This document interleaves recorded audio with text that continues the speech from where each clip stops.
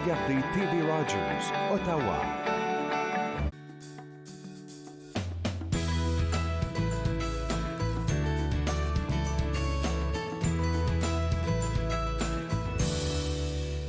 Bonjour et bienvenue à Entre nous, exclusivement sur les ondes de TV Rogers. Mon nom est Claude Andrea Bonny et je me ferai un réel plaisir de passer la prochaine heure avec vous. On est de retour en studio pour une nouvelle saison remplie de plein de surprises. Mais aujourd'hui, pour commencer, j'aurai la chance de parler avec Martin Lauzier, qui est chercheur membre à l'Institut du savoir Montfort.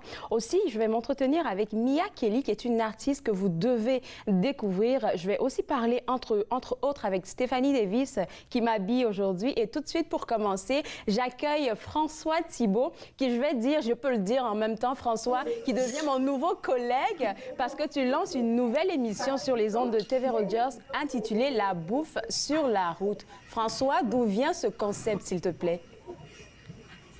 Bien, le concept vient tout simplement de mon amour pour les voyages et pour la nourriture.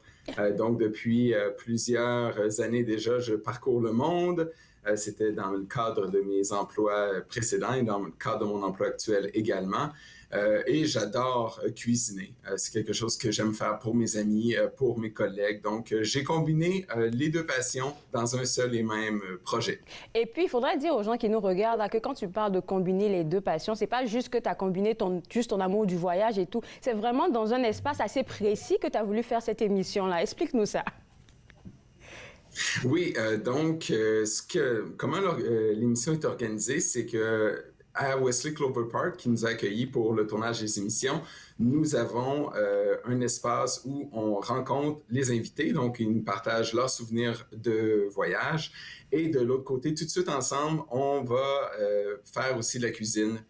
C'est vraiment participatif aussi. C'est pas les invités qui sont dans un espace et nous dans un autre. Donc, on a la chance, parce qu'on est à l'extérieur, de pouvoir faire ce tournage en collaboration. Alors, tes invités, ils venaient d'où et où? Je sais déjà que je vais lancer, est-ce que je peux le dire, la primeur? Pour ce dimanche, je sais que ton premier invité venait de la Corée, a été en voyage en Corée. Pour les autres, c'était quel pays? Bien, en fait, on a plusieurs continents qui sont représentés, donc autant en Afrique avec la Guinée, le Maroc, wow. Il y a aussi beaucoup de pays européens. La France, l'Allemagne, on a aussi en Amérique du Sud qui est bien représenté avec le Pérou, le Chili et le Brésil. Donc ça, c'est seulement quelques exemples, mais vraiment, oui, j'ai essayé aussi d'inviter des gens qui avaient voyagé ou qui venaient de partout à travers le monde parce que ça représente mieux aussi la culture canadienne. Et puis là, tu sais, quand j'ai vu le concept de ton émission, tout de suite, ce à quoi j'ai pensé, c'est que ça pouvait apporter, un appui à Achetons local, le mouvement Achetons local, parce que je me dis, si quelqu'un vient de la Corée ou même, je sais pas moi, quelqu'un veut cuisiner quelque chose du Maroc, qui voit dans ton émission, il va chercher une boutique marocaine pour aller acheter là-bas, parce qu'en même temps, on veut les mêmes épices que vous utilisez dans l'émission. Exactement, Claude Andrea, et on a eu l'occasion de promouvoir un peu l'achat local à travers, entre autres, ici le marché Afrique à Hull. Il y a aussi la petite boutique colombienne sur Saint-Joseph à Hull aussi. Donc, ça nous permet aussi de promouvoir les boutiques et les petites épiceries locales. Oui. J'avais bien raison. Alors, écoute, c'est ta première émission sur TV Rogers. C'est la première fois que tu travailles avec nous autres. Comment tu as trouvé ton expérience en quelques secondes, s'il te plaît?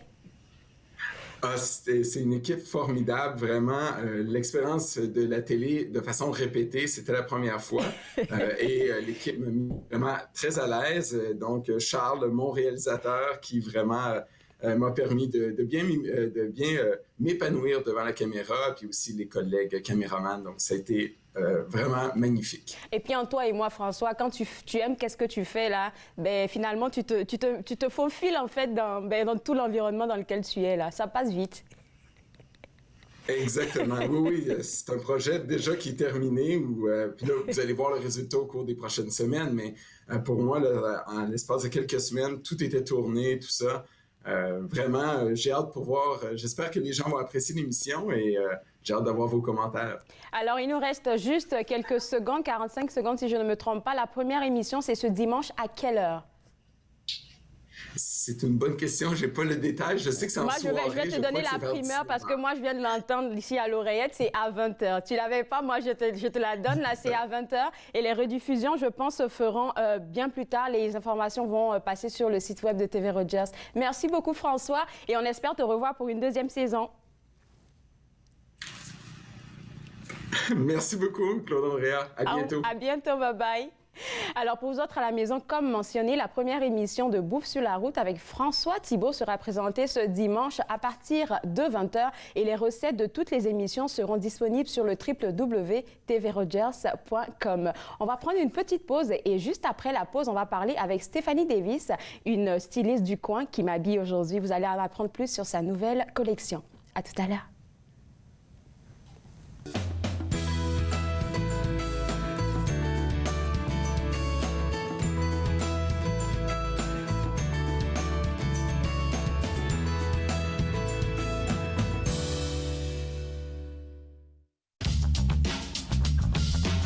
Cette émission est présentée par Télé Élan. Vous êtes enfin aux commandes. Pour en savoir plus, visitez rogers.com.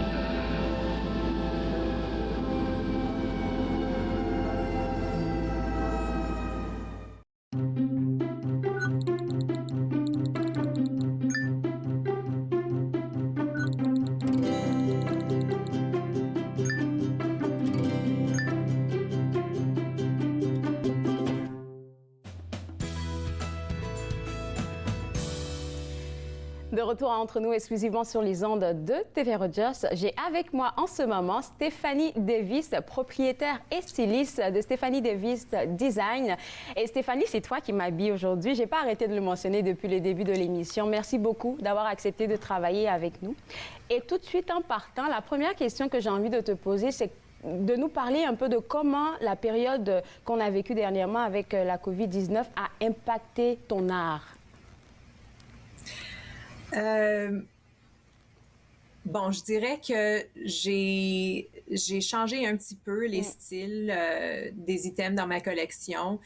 J'ai commencé vraiment à produire plus de vêtements, vraiment regardant le confort comme ce que je porte aujourd'hui. C'est vraiment, c'est un tissu coton ou bambou. Alors, je fais beaucoup plus de ça maintenant qu'avant. Mais je vois maintenant que ça commence un petit peu, le monde commence à regarder des autres tissus, des choses qui sont un petit peu moins pour mettre à la maison parce qu'on veut vraiment tous sortir un petit peu. Alors, j'ai mis ma jupe ici qui est en simili-cuir. Alors, ouais, on espère d'aller un petit peu dans cette direction-là. Ben oui, je pense qu'on est sur la bonne voie, Stéphanie. Tu sais, je suis allée sur ton site web pendant que je préparais l'émission et il y a quelque chose qui m'a frappée. Tu as écrit « Ne suivez pas les tendances, soyez juste vous ». Mais entre toi et moi, là, parce que tu habilles des femmes exclusivement, entre toi et moi, c'est tellement difficile de trouver, en fait, qu'est-ce qui nous fait bien.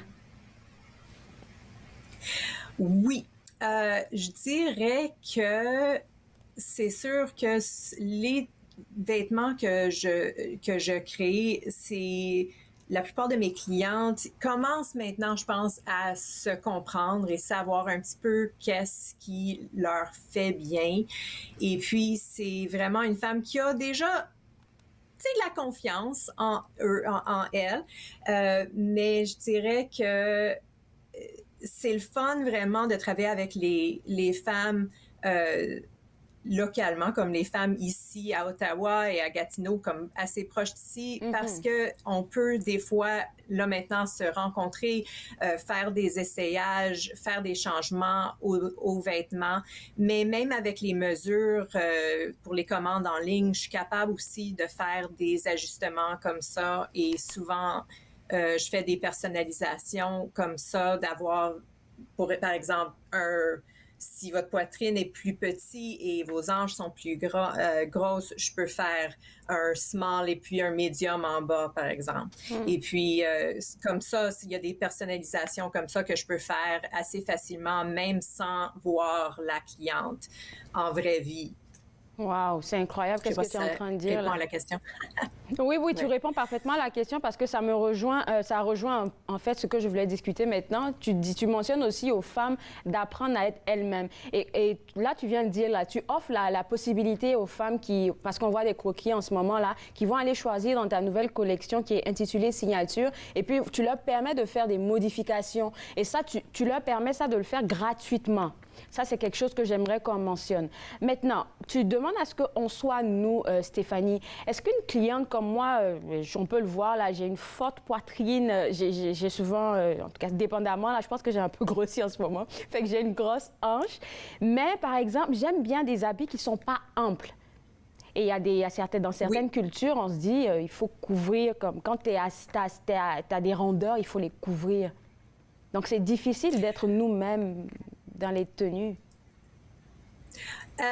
C'est vrai qu'il faut savoir et des fois ça aide d'essayer les choses et puis je sais qu'on va en parler après, mais la braderie, la grande braderie, la mode à l'Académie le mois d'octobre, ça va être une bonne occasion pour être capable de vraiment essayer les vêtements pour savoir. Mais moi, je veux pas vraiment tout se recouvrir, là, tout être couvert. Moi, j'aime beaucoup comme ce top-là, c'est un crop top, comme on dit, c'est plus court, mais tout le monde peut porter, ben pas tout le monde, mais je veux dire, la plupart du monde, on peut porter ça, même si on ne pense pas être capable, mais on peut, il y a juste des différentes façons de porter ces choses-là pour que ça soit beau sur toi. Sur toi, c'est pas pareil pour tout le monde, mais il y a vraiment des façons. Puis je peux vous aider aussi à décider sur choses comme ça. Et j'aime beaucoup vraiment parler aux gens et je parle très souvent avec mes clientes sur Instagram. On se parle plus souvent vraiment que je parle avec ma mère des fois. Alors, c'est vraiment le fun. Puis je peux toujours vous suggérer des choses aussi. Puis, c'est vrai.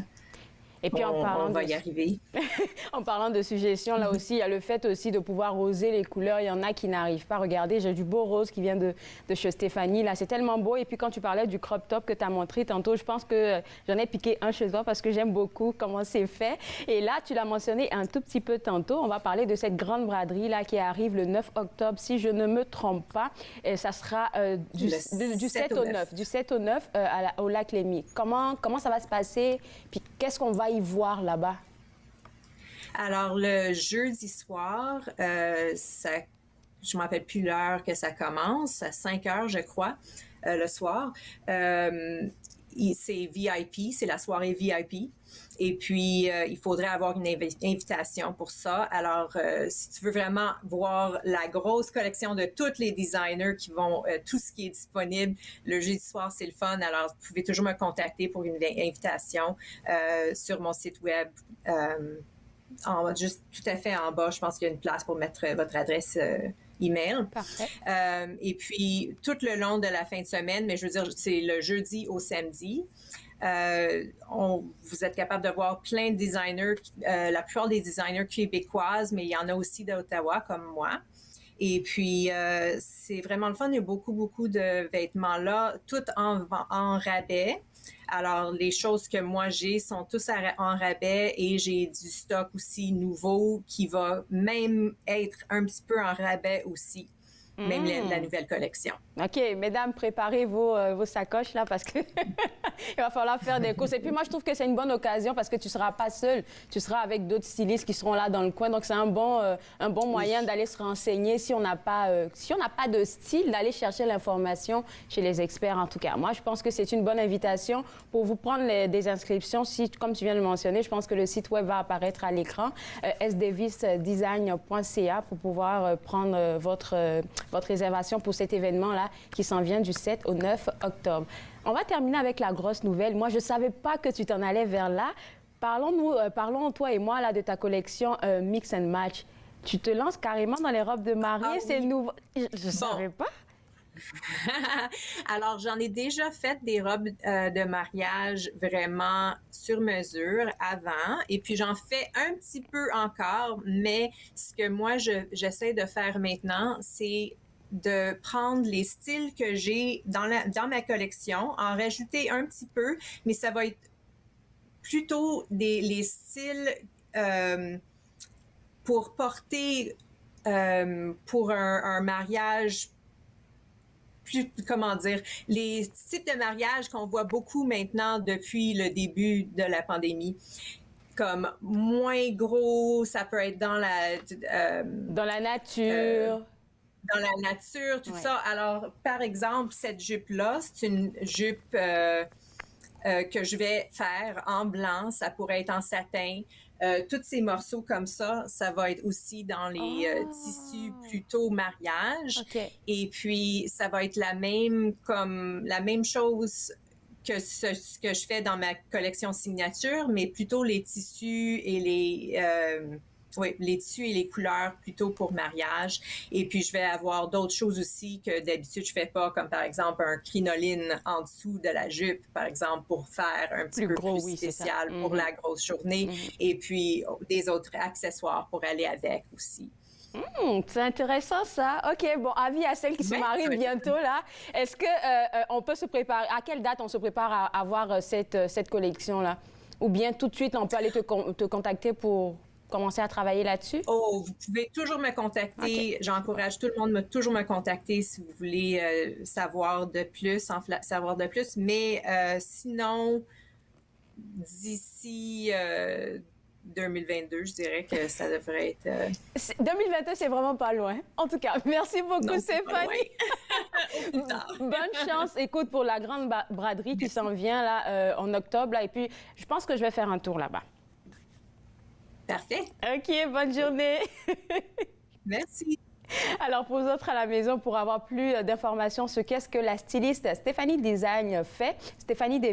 ça sera à www.sdavisdesign.ca. Ça, c'est son site web.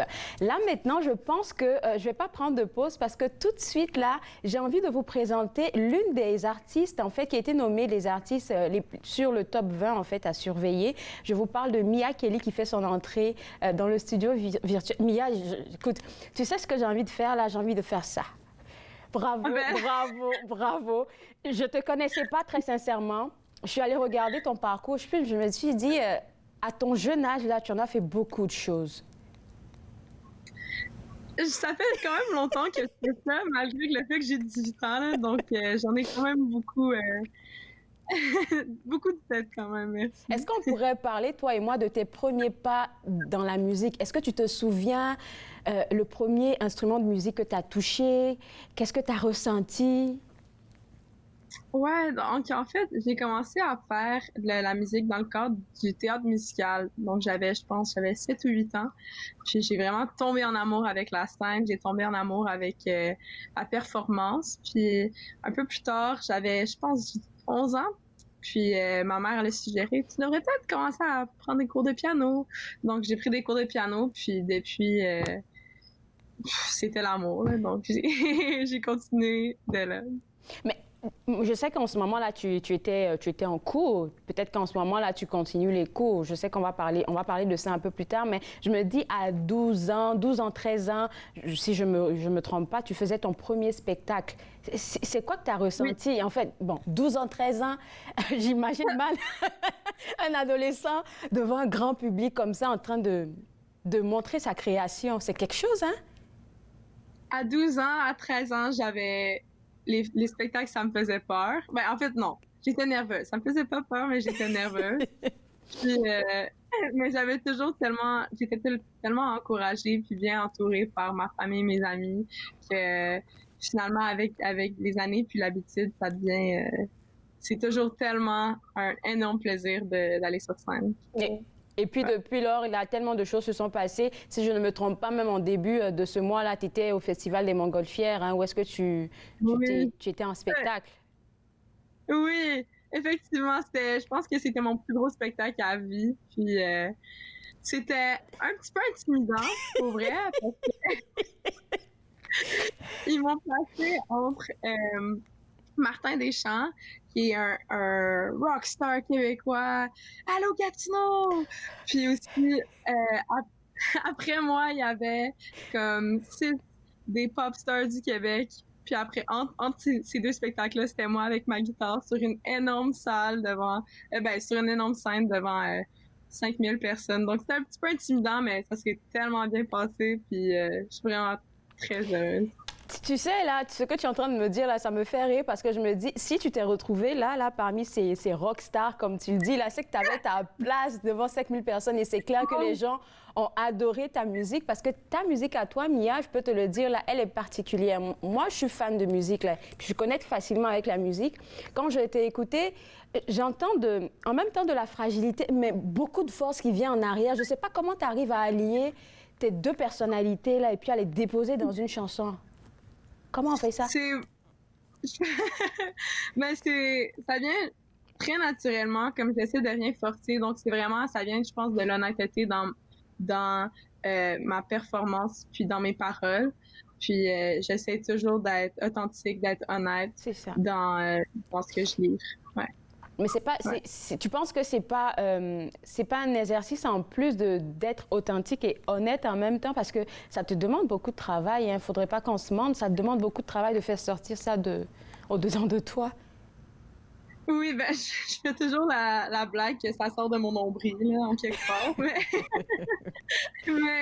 mais j'ai toujours... ça me vient très facilement. J'ai une grosse voix naturellement, donc... C'est juste, ça m'a pris quelques années d'apprendre comment jouer avec les dynamiques, comment jouer avec les paroles, avec la douceur, de pas toujours y aller en force, de bien savoir utiliser la force. Puis, je pense qu'avec les années, ça s'en vient peu à peu. Là. Oui, je pense que c'est déjà là, ça s'en vient pas, c'est déjà là, tu es juste en train de progresser. Et si on parlait, Mia, de ton inspiration, où est-ce que tu tires ton inspiration pour créer tes textes? Parce que si on prête bien l'oreille, là, c'est toujours des messages très forts que tu véhicules.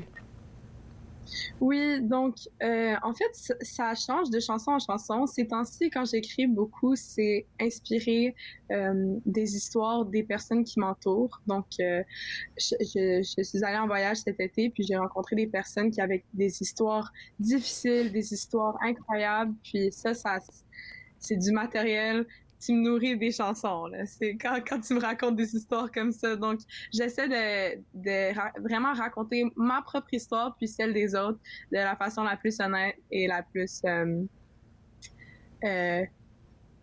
vraie. Plus authentique aussi. Exactement. C'est ça. Puis moi, j'ai une dernière question pour toi avant qu'on aille à la pause, là, toujours pour parler d'inspiration de tes textes. Est-ce que tu penses que, je dirais pas que c'est plus facile, mais est-ce que tu penses que c'est plus fluide de trouver de l'inspiration dans des histoires douloureuses? Oui. Incroyablement. J'ai trouvé durant la pandémie, puis au cours des 2 dernières années, que je ne fais qu'écrire des chansons tristes ou difficiles. Ouais. Puis là, mon père, l'autre jour, il était comme, tu pourrais écrire une chanson heureuse, Mia, ça pourrait. Ça pourrait être fun. Mais en même temps, quand on écrit ce genre de trucs, là, je pense que c'est juste parce que tu veux transmettre. C'est pas que tu veux rendre les gens malheureux. Non, non, non. Il y a un message en arrière. Il faudrait qu'on permette aux gens de comprendre. Exactement. Donc, en ce moment, vraiment, mes textes se centrent vraiment sur la résilience, puis sur la force qui vient des choses difficiles dans la vie. Donc, Puis, écoute, on en vit tous là, des affaires difficiles et puis souvent d'entendre une musique où est-ce qu'on parle, par exemple, je te dirais quelque chose comme ça, du deuil, ça peut aider parce que dans la personne, l'artiste va véhiculer un message d'espoir, de réconfort. Donc, c'est pas toujours le malheureux, là, ça peut pas toujours inspirer que des chansons malheureuses. C'est ce que je veux dire, là. Il y a toujours quelque chose de positif. Exactement. Il y a toujours une leçon, il y a toujours quelque chose qu'on peut tirer d'un message d'une histoire difficile. Alors là, maintenant, Mia, je pense que je vais juste enlever la pause. Là, je continue de discuter avec toi. J'ai bien du fun. Je veux juste te demander si on parlait maintenant de ton EP. Parce que je pense que pour un artiste à part entière, un EP, c'est une grosse affaire. Oui. Tu t'ouvres au monde. Ben, surtout, le EP, je l'ai sorti. C'était 4 chansons que j'ai sorties quand j'avais... Je pense que j'avais 16 ans. Wow. Puis c'était la première fois que je présentais ma musique à l'univers. Donc c'était vraiment énorme comme moment pour moi. Puis ça s'est tellement bien passé. Le monde, ils ont vraiment bien reçu ma musique. Puis ça m'a juste encouragée à en faire plus. Donc, ouais. T'apportes cette fraîcheur-là à la musique de la capitale nationale. Là. Donc, c'est clair que tu vas intéresser là. Non, mais non, sérieusement, là, j'ai écouté. Et puis, le pire dans cette histoire, c'est que je t'ai même pas écouté en spectacle. Je t'écoutais juste en train de, je pense, faire une petite répète qui se trouve sur ton site web avec des amis. Vous étiez en train de jouer et c'était un live. Oui. Puis j'étais comme, OK, là, il n'y a rien en arrière. Là, c'est vraiment sa voix. J'ai capoté. Là, je comprends pourquoi tu as été nommé comme les 20 artistes à surveiller ici à Ottawa. Dis-moi, ton EP, ton EP, il est sorti, ça a bien donné, les gens ont apprécié. C'est ça qui t'a donné l'inspiration de faire Hold On To maintenant? Donc, Hold On To, c'est un petit peu un projet à part. Donc, j'ai ma musique, j'ai ma carrière solo dont je travaille depuis 6 ans. Puis, en sortant mon EP, quand j'avais 16 ans, j'ai rencontré A Leverage for Mountains, qui sont un groupe de folk de la région, qui sont incroyables. C'était une découverte pour moi quand ils sont venus faire la première partie pour mon spectacle. Puis, j'ai vraiment tellement connecté avec les trois gars de A Leverage for Mountains, notamment Nick Loyer, avec qui j'ai commencé à écrire des chansons, des compositions. On a commencé à s'intégrer dans nos spectacles, donc on a fait des spectacles ensemble, les trois avec moi, puis Nick ensemble, puis lui maintenant il vient. Je l'invite à mes spectacles, puis on fait nos chansons ensemble parce que c'est vraiment trippant, j'adore. Puis Hold On To, c'est la première chanson qu'on a écrite ensemble. Puis on s'est vraiment amusé à écrire la chanson, puis à enregistrer la chanson, puis à chaque fois qu'on la performe, c'est tellement le fun. Donc, je suis vraiment contente que c'est sorti dans le monde pour qu'on puisse l'écouter. On va écouter un bout et puis on revient tout de suite. I used to it, but now I'm crawling back. Look what we've been through. What will it take for you to see the walls I built for you were meant to set you free? I know we fell, head over heels, we fell too far. You know me well. Now leave me out of the dark. Why can't you tell? You're the flicker to my flame, fell down the well, still waiting for the rain. I don't really wanna love somebody, I don't really wanna need you. Why do you gotta be like... Donc là, on entend un peu de, si je ne me trompe pas, parce que c'est toi l'experte, Mia, on entend du folk, un peu de rock. Oui. C'est ça? Oui. Je suis bonne, hein? Je suis bonne. Oui, c'est très bon. Moi, j'aime ça décrire surtout cette chanson-là comme du anthem folk. Donc, les gens ont un peu tendance à associer le folk avec la lenteur, la douceur. Puis, je pense que ça a vraiment beaucoup plus d'énergie, cette chanson-là, que le folk traditionnel. Donc, le anthem folk, ça fait juste, ça rajoute le petit punch que nous, on a mis dans la chanson. Ben, vous l'avez bien mis là, en tout cas, ça fait bouger. Ça fait bouger. J'ai vu sur ton site web qu'à part ces genres musicaux qu'on vient de nommer là, tu joues aussi avec, en fait, tu travailles avec l'americana. Moi, je connaissais pas ce style musical là. C'est quoi? L'americana, c'est un peu une expression pour comme le le folk traditionnel qui est sorti des États-Unis, mais il y a aussi le Canadiana. Donc, c'est vraiment juste c'est de la musique folk traditionnelle qui a comme été développée dans les dernières décennies. Puis, c'est vraiment comme, du Americana classique, ça serait comme du John Prine ou du Bob Dylan. Je sais pas, c'est comme du folk country Americana. Donc, je pense que d'habitude, en fait, typiquement, du Americana, ça fait référence aux États-Unis. N'étant pas américaine, je sais pas si je peux faire du Americana, mais ça fait un beau mélange. Ouais, c'est ça, exactement. Ça fait un beau mélange. Là, je sais que tu as fait beaucoup de spectacles dernièrement. Est-ce qu'il y a des spectacles en vue prochainement? Oui, donc je vais performer au Upper Canada Folk Fest qui se passe dans une petite ville en Ontario, pas loin d'Ottawa, qui s'appelle Prescott. J'ai jamais été, donc j'ai très hâte. Je vais jouer le 26 septembre à Elmer dans le cadre du Oktoberfest. Donc ça, j'ai très, très hâte. Puis aussi, j'ai une performance à Montréal. J'ai jamais eu la chance de performer à Montréal. Donc le 16 octobre à Montréal. 17 octobre? 16 octobre. C'est sur mon site web. J'ai toutes les dates. Je pense qu'on a ton site web là et puis les gens pourront aller voir si les informations y sont actuelles en ce moment. Oui. Super alors. Oui. Là, Mia, tu as déjà à 18 ans, tu as ton premier EP. Tu as fait un Hold On To qu'on vient d'écouter tantôt avec un artiste avec qui tu as une belle connexion et un artiste aussi qui a été nommé l'un des 20 artistes à surveiller à Ottawa. Donc, ça fait deux grosses têtes là qui font une chanson ensemble. C'est quoi tes prochaines aspirations? Là, tu n'as que 18 ans. Là. C'est quoi tes prochaines aspirations? Oui. Donc, en ce moment, j'ai pris une pause de l'école. J'ai terminé mon cégep au mois de mai. OK. Puis, je suis en année ou 2 ou 3 sabbatique.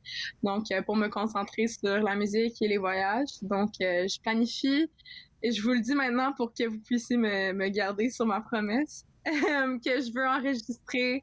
J'enregistre cet automne, idéalement un EP ou peut-être un petit album pour qu'il puisse faire sa première en 2022? Fin 2022. C'est c'est plus réaliste parce que là, tu as tellement d'affaires à faire. Là, je sais ce que c'est que la création. Là. Ça demande tellement de temps et puis tu as tellement de spectacles. Je suis pas mal sûre que ça sera en 2022. Mais oublie pas de nous contacter là parce qu'on veut savoir qu'est-ce que tu prépares de gros encore.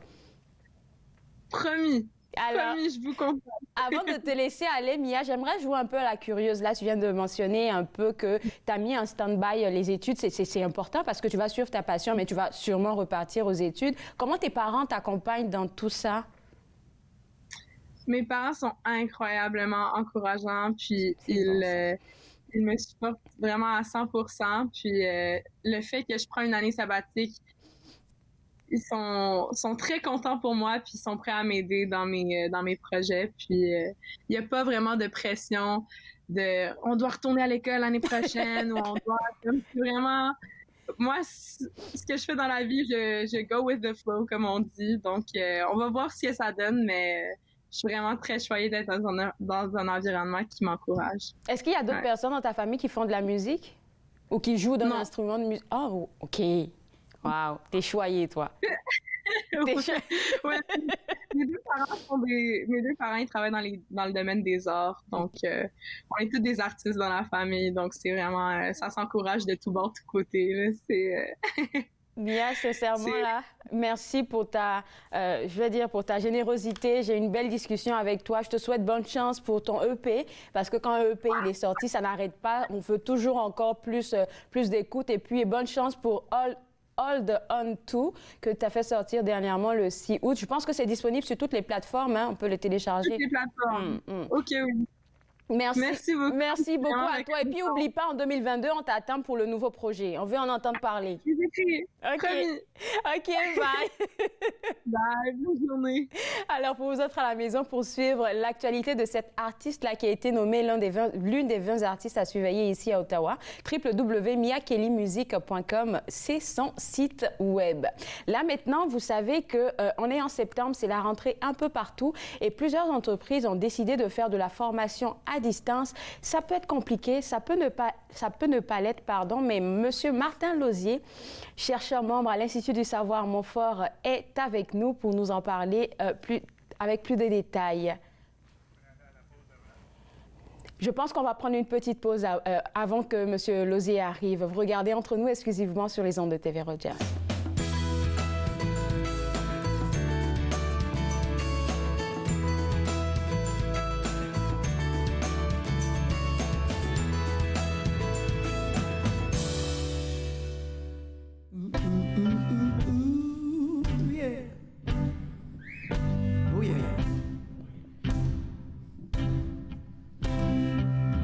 Criss-cross, je passe la tondeuse dans les marches, c'est les chic-chocs dans mes idées, mes démarches. Tu cries allô, allô, allô, allô.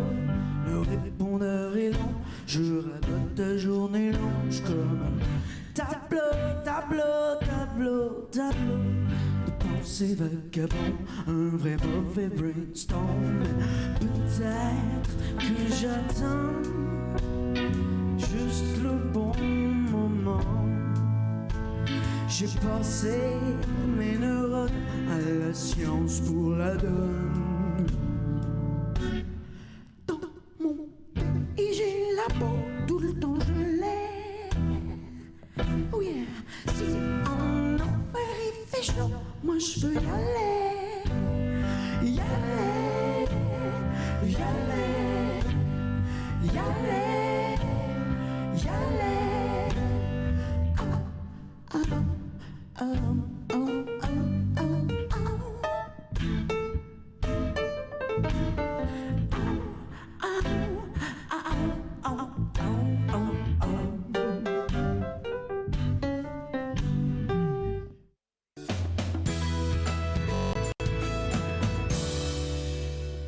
De retour Entre nous exclusivement sur les ondes de TV Rogers. C'est toujours un plaisir de parler avec M. Martin Lauzier, qui est chercheur membre à l'Institut du savoir Montfort, aussi psychologue du travail et conseiller en ressources humaines agréé, pour ne nommer que ces titres-là, parce qu'il en a beaucoup.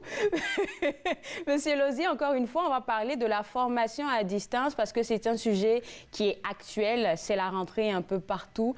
Et puis, j'aimerais juste qu'on essaie de donner le clou aux gens qui nous regardent par rapport à cette thématique-là. Quand on parle de formation à distance, ça veut dire quoi concrètement? En fait, on parle de tout type de formation ou d'activité d'apprentissage qui se déploie dans un contexte autre que celui qui est traditionnellement connu comme étant la salle de classe, dans laquelle on retrouve un enseignant et ses élèves ou encore un formateur et ses apprenants. Donc, c'est souvent une formation qui va s'offrir via différents médiums électroniques, que ce soit des plateformes web ou encore via des salles ordinnées. Et les apprenants peuvent encore là être soit, on va appeler en mode synchrone, ou en mode asynchrone. Donc, ce sont des termes qu'on a un peu entendu parler durant la pandémie, là. Donc, c'est-à-dire synchrone, être en temps réel avec leur formateur ou leur enseignant dans une formation, mais qui est virtuelle, ou asynchrone, c'est-à-dire que le formateur et les apprenants ne suivent pas ou ne participent pas à la formation au même moment l'un et l'autre. Wow. Alors, je sais qu'avec les écoles, les universités, ils ont vraiment viré vers ces formations-là, formation à distance et tout, vu la pandémie qu'on vivait. Dans les emplois aussi, c'était pareil. Je pense qu'aujourd'hui, on va plus s'axer sur ce qui se passe dans le milieu du travail, donc le milieu professionnel. Je sais que pour beaucoup d'entreprises, il a fallu changer beaucoup de choses, beaucoup de systèmes pour que les gens puissent avoir accès. Et ça, je pense que ça a été perturbant pour beaucoup d'employés.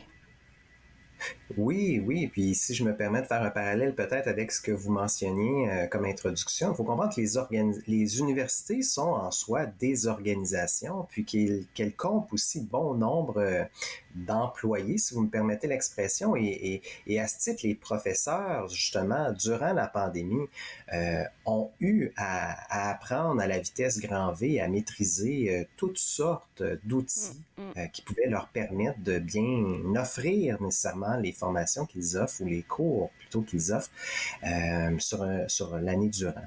Mais oui, pour bon nombre d'entreprises, le fait de basculer les emplois à la maison, on est déjà à plus d'une année et demie là, dans cette crise-là. Il faut comprendre que la crise, toutefois, n'a pas inventé la formation en ligne. La formation en ligne était quelque chose qui existait.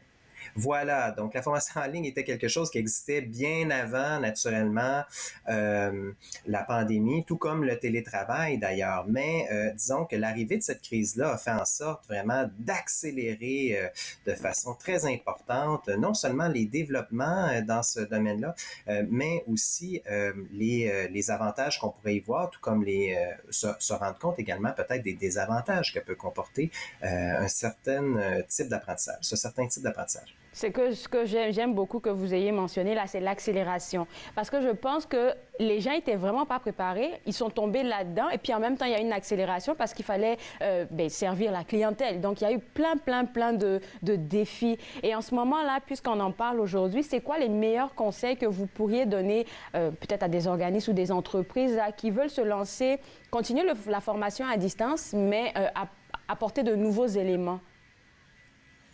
Ben, en fait, il faut comprendre que d'abord et avant tout, la formation à distance, c'est pas une panacée en soi. Donc, elle a pour apprentissage la force du nombre, je vous dirais. Hein, c'est un dispositif qui peut se déployer puis permettre à une organisation de former souvent rapidement un très grand nombre d'employés. Elle a aussi peut-être un avantage temporel, je dirais, dans le sens où tout un chacun est maintenant un peu libre de suivre la formation au moment qu'ils le veulent bien. Hein. On n'est plus nécessairement tenu à la salle de classe ou en fait au rapport que nous impose un horaire fixe. Et c'est aussi, elle a aussi pour avantage, je dirais, la dispersion géographique, hein, permettre de rassembler justement des gens qui sont des organisations telles au ministère, à certains ministères fédéraux, par exemple, qui ont des employés qui se situent dans toutes sortes de régions au Canada. Mais la formation en ligne va permettre nécessairement à ces organisations-là de pouvoir former tous ces employés-là qui sont dispersés géographiquement.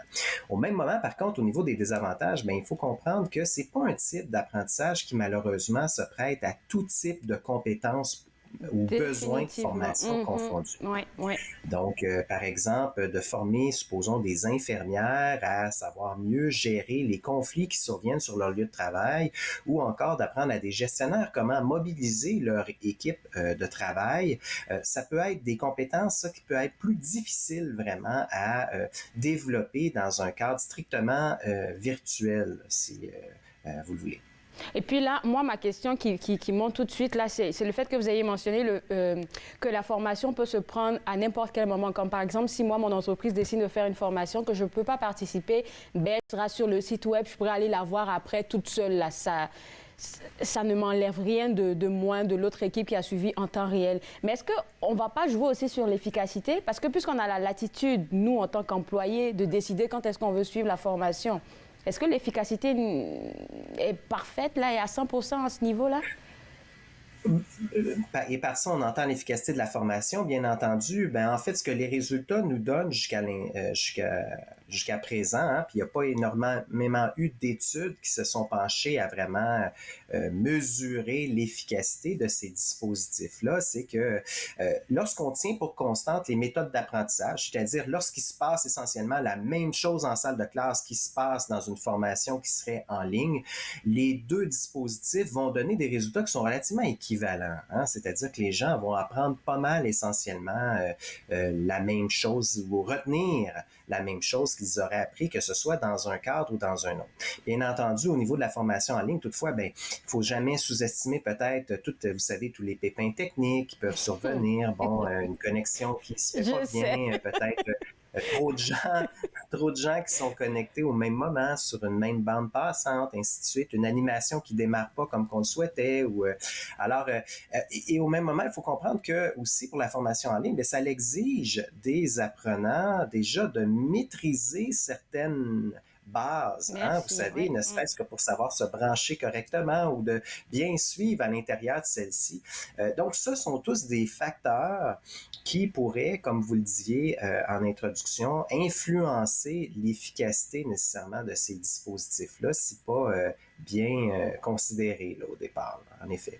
Et puis, si je veux faire une petite parenthèse sur les élèves, les étudiants, je pense que ça en a pénalisé beaucoup. Mais il y a beaucoup de professeurs là qui ont été très compatissants, très compréhensifs parce que j'ai des gens autour de moi qui continuaient d'aller à l'université. Et puis, les professeurs permettaient de laisser, par exemple, certains devoirs ouverts pour qu'on puisse déposer en fait le devoir là-dedans parce que voilà, on maîtrisait pas la technique et tout. Donc ça a aidé beaucoup. Mais entre le présentiel et tout ce qu'on fait en virtuel, de vous à moi, qui serait vraiment l'idéal pour les employeurs?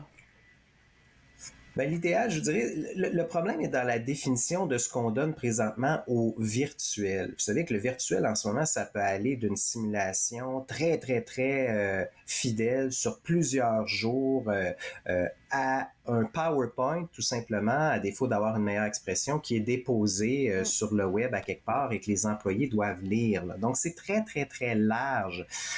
Mais ce que les études tendent à démontrer, c'est que les formations dites en mode hybride, là, et vous savez, on entend parler à l'heure actuelle, d'ailleurs, là, du télétravail en mode hybride. Là. Ben, c'est la même chose un petit peu pour la formation.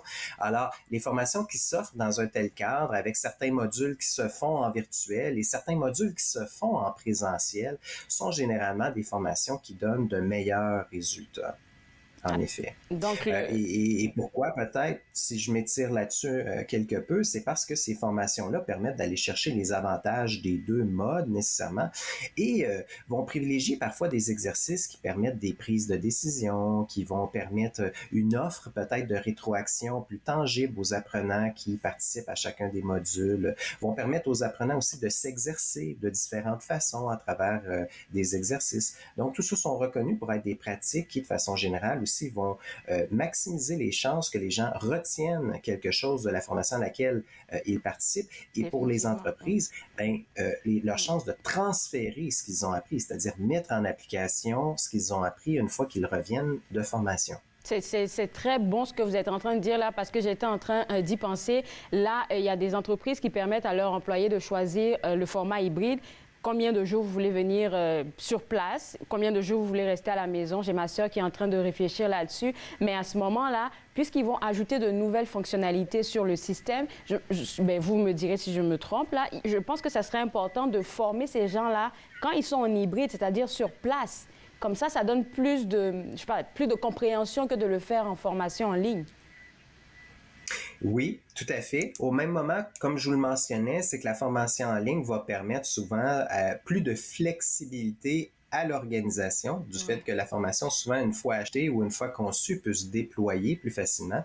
Et à ces employés-là, va leur permettre aussi plus de flexibilité à eux pour pouvoir concilier avec les aléas de la vie quotidienne ou concilier avec travail, vie personnelle. Bon, qui sera le grand gagnant là au terme de tout ça? Je ne sais pas, mais déjà à l'heure actuelle, ce qu'on se rend compte, c'est que certains télétravailleurs semblent nous indiquer faire parfois peut-être plus d'heures qu'ils n'en font lorsqu'ils sont en présentiel.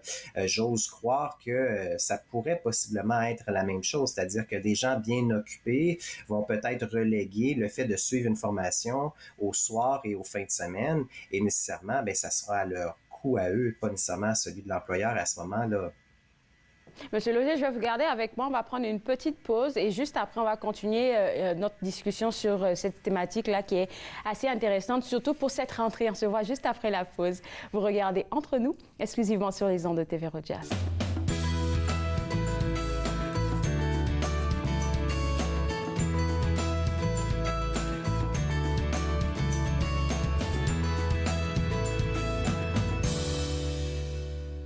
Autant plonger lorsqu'il faut plonger, prendre un élan, son souffle et sauter, comme si l'on se donnait le droit de vivre, enfin le droit d'exister.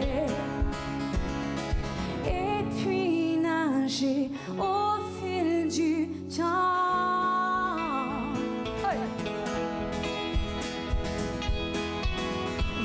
Plonger plutôt qu'y penser, vaut mieux se lancer la tête baissée, comme si le pire n'allait pas arriver, s'abandonner sans résister.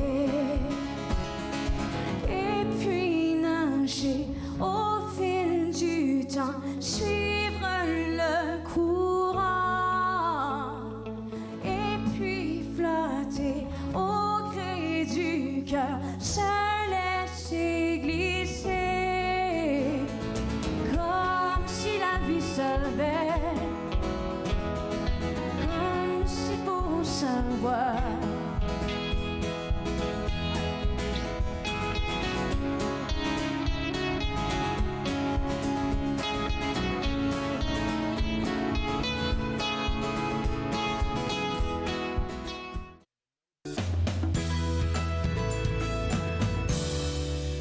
De retour entre nous exclusivement sur les ondes de TV Rogers, on parle toujours de la formation à distance avec M. Martin Lauzier, qui est chercheur membre à l'Institut du savoir Montfort, psychologue de travail, conseiller en ressources humaines. Et pour ce après-pause, je vais vous faire porter votre casquette de psychologue du travail pour vous poser la question suivante. Est-ce qu'il y a des principes, des règles, des choses à respecter en fait pour pouvoir bien livrer notre formation à distance en tant qu'employeur? Oui, ben en fait, pour les employeurs, surtout, c'est peut-être d'apprendre à s'y retrouver dans le grand catalogue IKEA de la formation en ligne. Là. Vous savez, des formations en ligne, il en existe maintenant de tout type, tout longueur, avec des modes, je dirais, peut-être plus actifs, d'autres modes qui sont peut-être plus passifs comme tels. Donc, c'est d'abord de bien cibler les besoins qu'on a pour former nos travailleurs et de s'assurer que la formation qu'on choisit ou qu'on privilégie comprendra bien entendu ce qu'on a besoin. Hein. Donc, comme je l'expliquais un peu plus tôt dans l'entrevue, si par exemple ce sont des habiletés où on requiert que les apprenants apprennent à manipuler un nouvel outil particulier ou à réaliser une tâche bien particulière, ben il y a peut-être des formations en ligne qui se prêtent moins bien malheureusement à ça. Il faut s'assurer de bien les choisir. Donc, toute activité de formation qui permettra d'engager l'apprenant dans un rapport avec le formateur, dans des discussions, des échanges, qui lui permettra aussi peut-être à travers des simulations, des exercices, de se pratiquer, de s'exercer, de mettre à l'épreuve nécessairement ce qu'il a appris ou acquis durant le cadre de la formation et pouvoir obtenir une rétroaction sur ce qu'il a fait nécessairement. Sera des activités, ça, qui nécessairement engendreront de plus grands gains en termes d'apprentissage et de plus grands gains également en termes de transfert de ces mêmes apprentissages-là une fois la formation terminée. Parce qu'il faut comprendre, hein, chaque année, les organisations investissent des sommes massives en formation, mais nécessairement les gains qu'ils reçoivent pour ce que les employés arrivent à mettre en application sont parfois bien minces, malheureusement. Ouf, ça, c'est une nouvelle qu'on ne savait pas. Puis moi, pendant toute notre discussion jusqu'à maintenant, là, il y a quelque chose qui n'arrêtait pas de clignoter dans mon esprit, c'est la patience. Je pense que les employeurs, là, ils doivent avoir beaucoup de patience, là, en cette période-là. Surtout s'ils veulent basculer à la formation à distance. Oui, bien, plusieurs d'entre eux déjà ont fait ce choix même avant la pandémie, mais plusieurs maintenant se voient un peu contraints à faire cela parce que nécessairement beaucoup plus il existe peut-être même autant, sinon plus d'offres de formation qui leur sont offertes là, sur des bases virtuelles. Là. Et là, ça ouvre également les perspectives pour ces employeurs-là, dans le sens qu'ils ne sont pas tenus à privilégier des formateurs d'une région bien particulière, mais maintenant, le virtuel ouvre à prendre, vous savez, des gens qui sont d'un peu partout, là, qui peuvent former nos employés au moment qu'on le souhaite, un peu sur les sujets qu'on le souhaite également. Donc, on peut très bien voir, par exemple, pour prendre un exemple seulement au Québec, un formateur de Montréal qui, à distance, pourrait former des employés ici dans la région de l'Outaouais ou encore d'Ottawa pendant quelques jours, et tout ça pourrait se faire virtuellement, tout simplement. Ce qui, jadis, pouvait se faire également, mais impliquait des coûts au niveau de la ressource, des déplacements, etc. Donc ça, ce sont tous des choses qui maintenant sont un peu oubliées avec ces nouveaux dispositifs d'apprentissage-là. Puisque j'ai la chance de vous avoir aujourd'hui, ce matin, et puis je ne sais même pas jusqu'à quand je vais encore vous avoir là, je voudrais juste vous demander si vous avez des conseils ou bien des ressources, on va dire, pour aider les employeurs. Je ne sais pas si vous en avez sur un site web qui pourrait avoir accès, je ne sais pas. J'ai pas nécessairement de liste en tête. Moi, je pense, je suis un fervent défenseur de la clarté dans les besoins de formation. Trop souvent, malheureusement, la formation est quelque chose qui est décidé, vous savez, là, rapidement. Il va nous rester 50 secondes, Monsieur Lozier. Voilà, OK. Donc, décider en urgence. Hein? Et le meilleur conseil que je peux donner peut-être aux employeurs avant de se lancer dans la chasse à la formation, c'est peut-être de prendre le temps et les énergies et efforts nécessaires pour bien cibler leurs besoins précisément de formation et plutôt essayer de trouver vraiment les activités qui vont leur permettre de combler ces besoins-là plutôt que l'inverse. Merci beaucoup, Monsieur Lozier, d'avoir donné de votre temps pour cette entrevue remplie d'informations pour les employeurs surtout. J'espère vous parler une prochaine fois. Au revoir. Avec plaisir.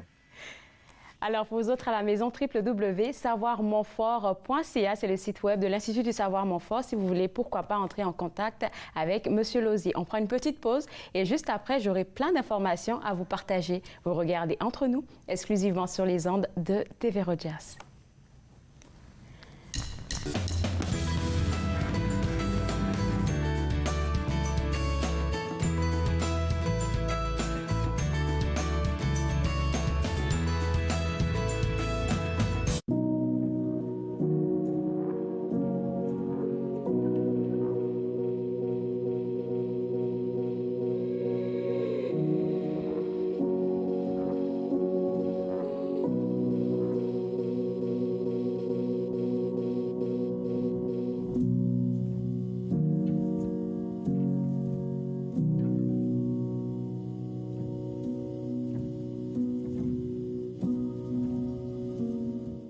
J'ai passé plus de temps que je devrais à essayer de comprendre qu'est-ce qui est arrivé. Tous les trois qui étaient sur le pont ne savaient pas qu'un train pourrait passer aussi vite qu'il est passé, puis sans s'en apercevoir. Un séisme et une tempête ont frappé Haïti, un pays déjà confronté à l'insécurité, à la faim et à une pandémie. Des familles ont tout perdu. Les enfants sont les plus vulnérables. Vous pouvez aider. Votre don aujourd'hui à la Coalition humanitaire permettra de fournir de la nourriture, de l'eau, des abris et des soins médicaux aux personnes qui en ont besoin. Donnez maintenant en appelant le numéro à l'écran ou en ligne à coalitionhumanitaire.ca. La Coalition humanitaire. Ensemble, nous sauvons plus de vies. Cette semaine, à Nathan parle, je reçois l'équipe pour la Fondation Oubliez un instant et aussi Julie Desmarais qui nous parlera de l'histoire de l'art. Nathan parle, mercredi 20h sur TV Rogers.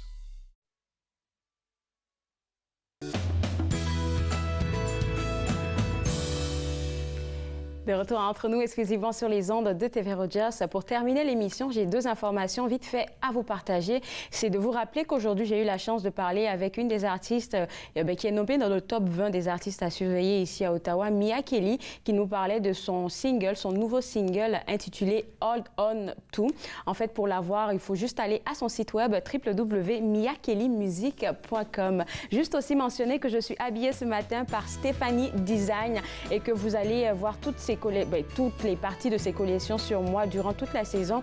www.stephaniedavisdesign.com, c'est son site web et elle aura une braderie qui s'en vient du 7 au 9 octobre. Alors, si vous voulez plus d'informations, visitez son site web. Je me suis fait le plaisir de passer cette heure avec vous. On sera de retour demain à partir de 11h et on va parler avec de nouveaux invités. J'espère que vous serez des nôtres. Au revoir.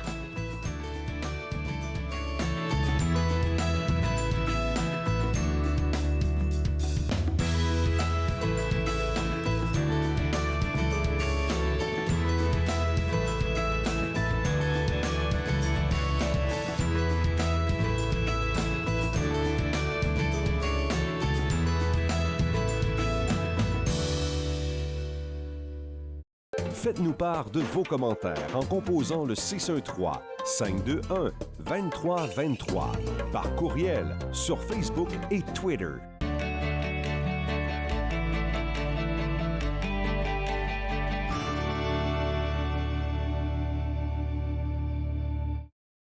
Ignorer le racisme, c'est s'ignorer soi-même.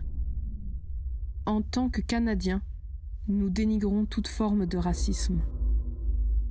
En prônant l'acceptation culturelle, nous choisissons l'inclusion, promouvons l'égalité et célébrons la diversité.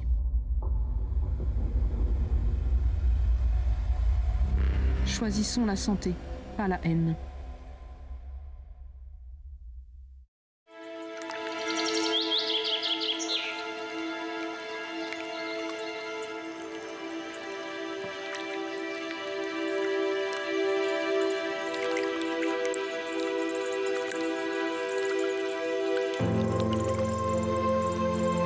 Sur nos voies navigables, un décès sur 3 est causé par la navigation de plaisance avec les capacités affaiblies.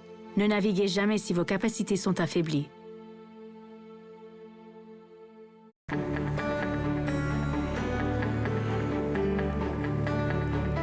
Vous regardez TV Rogers, Ottawa.